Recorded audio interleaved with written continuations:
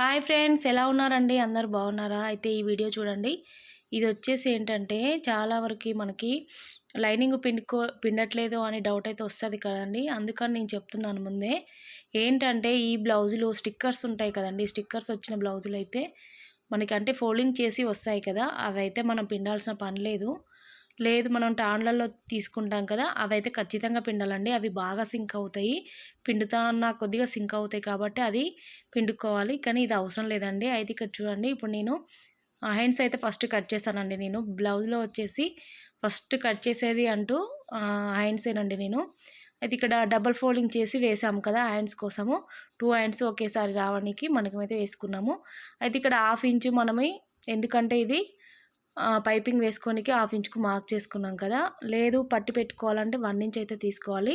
ఇలా కరెక్ట్గా చూసుకుందాము. హ్యాండ్ పొడవు వచ్చేసి చూడండి, ఫస్ట్ వచ్చేసి నేను బ్లౌజ్తో కూడా చూపిస్తాను, నెక్స్ట్ టేప్తో కూడా, ఎందుకంటే మీకు 2 విధాలుగా అర్థం కావాలి కదా. బ్లౌజ్తోనైతే ఈ విధంగా పెట్టుకొని ఇలా మార్క్ చేసుకోవాలి. చూడండి, ఇలా నేను కుట్టతో సహా పెడుతున్నానండి. మనకి హ్యాండ్స్కి బ్యాక్ పార్ట్ ముందు ఫ్రంట్ పార్ట్ మొత్తం జాయిన్ చేసేటప్పుడు స్టిచ్ అయితే వేసాం కదా, ఆ స్టిచ్చింగ్తో సహా పెట్టేశాను. ఇక్కడ హ్యాండ్ లూజ్ చూసుకోవాలి. అలాగే షోల్డర్ నుంచి ఫస్ట్ కుట్టు వరకు చంక లూజ్ అనేది ఇలా చూసుకోవాలండి. ఇక్కడ ఫస్ట్ కుట్టు వరకు మార్క్ చేసుకొని ఇప్పుడు హ్యాండ్ లూజ్ మార్క్, చంక లూజ్ మార్క్ 2 ఇలా కలుపుకోవాలి స్కేల్తోని. కొంచెం క్రాస్గా వేసుకుంటే ఇంకా బాగా వస్తుంది కుట్ట అనేది, స్ట్రైట్గా కాకుండా. చంక దగ్గర కుట్ట అనేది, ఫస్ట్ కుట్ట అనేది కొంచెం క్రాస్గా వేసుకోవాలండి, ఫిట్టింగ్ అనేది బాగా వస్తుంది.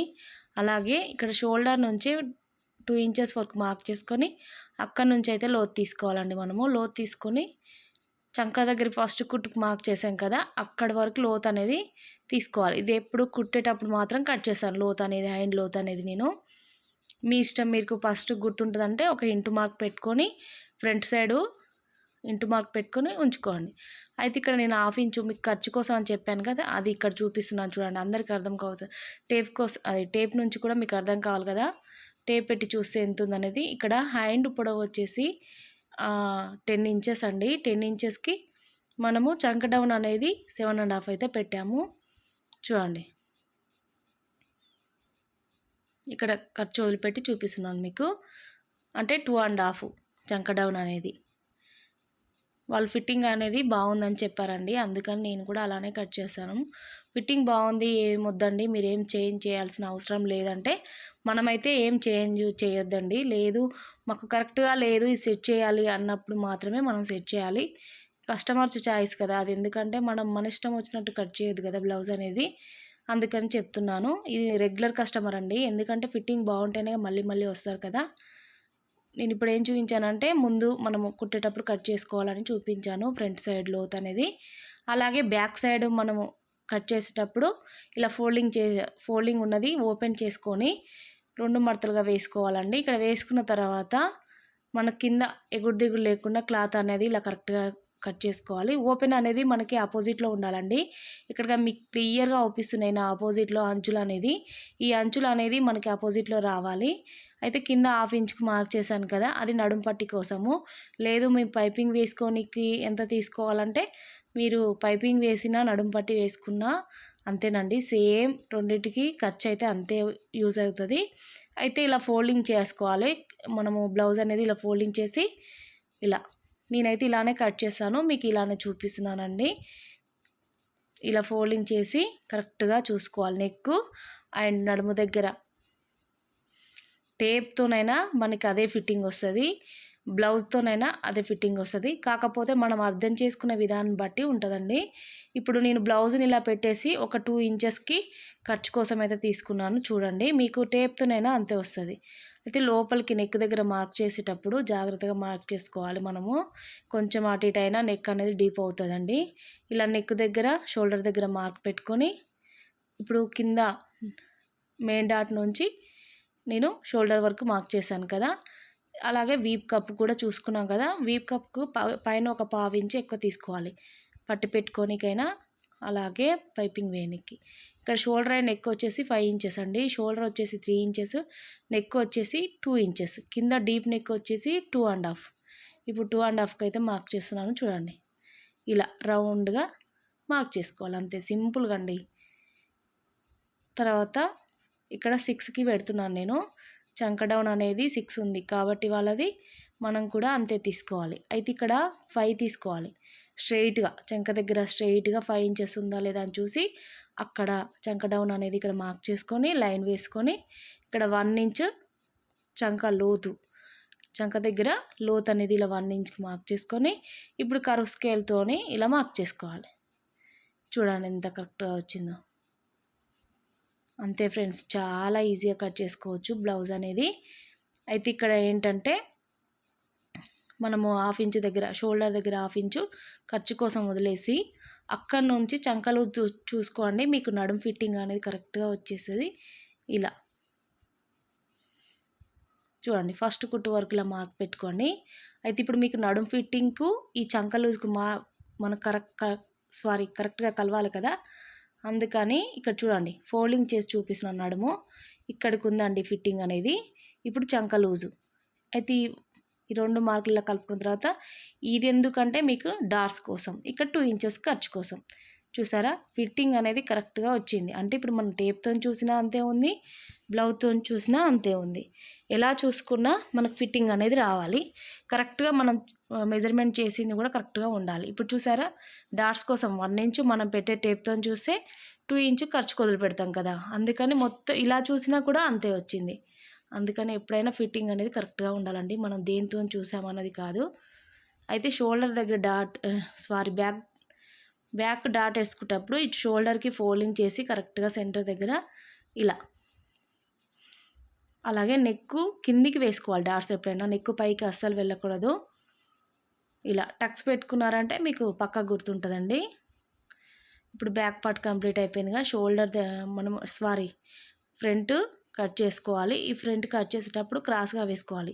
క్రాస్ కటింగ్ అయితే క్రాస్గా వేసుకోవాలి, స్ట్రైట్ కటింగ్ అయితే స్ట్రైట్గా వేసుకోవాలి. ఈ రెండింటికి మధ్య తేడా ఇంతేనండి.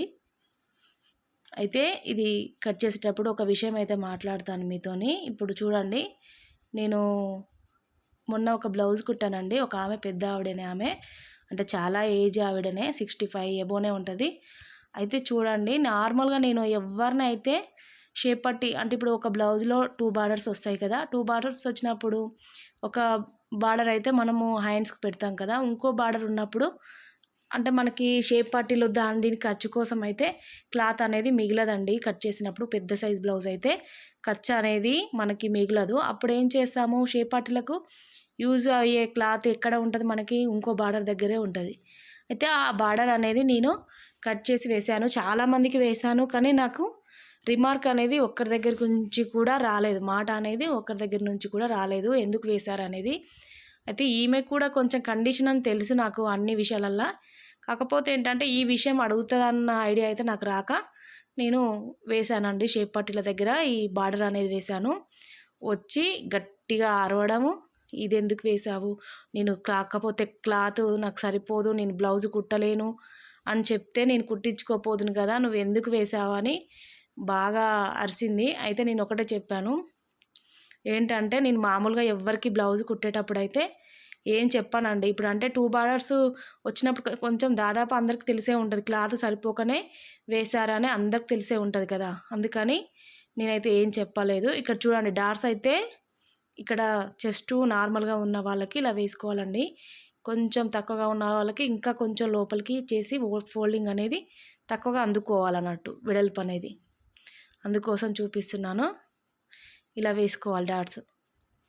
అయితే మామూలుగా మనం ఎవ్వరిని అడగం కదండి, ఇప్పుడు షేప్ పట్టీలు దగ్గర ఏం క్లాత్ వేయాలి మీకు అని మనం ఎవరినైనా కస్టమర్స్ని అయితే అస్సలు అడగము.